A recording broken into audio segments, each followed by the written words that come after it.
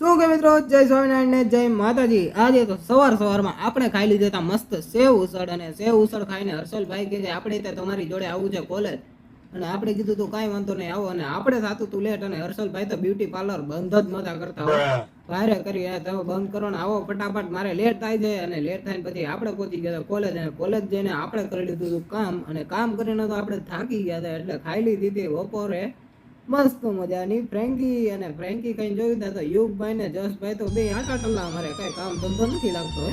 પછી કોલેજ પછી આપણે આવી ગયા હતા મસ્ત સ્ટેશનરી કેનિલભાઈ લઈ લીધી હતી આપણી સીટ, ને આપણે મારી લીધા હતા થોડા ઘણા ફ્લેક્સ, અને આજુબાજુ તો મસ્ત સ્ટેશનરી હતી, અને જોયું ને તો કોકની આંખું અહીંયા પડી હતી, જેની આંખું હોય ને બાડા થઈ ગયા હોય અહીંયાથી લઈ જાય।